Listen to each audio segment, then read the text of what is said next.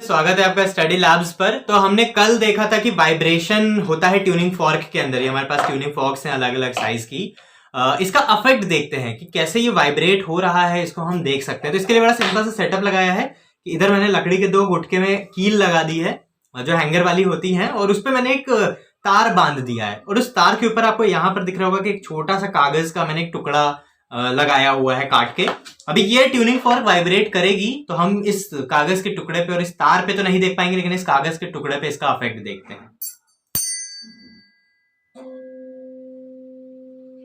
तो ये बहुत हल्का हल्का हल्का हल्का हमें यहाँ पे हिलते हुए दिख रहा है। एक बार फिर से देखते हैं।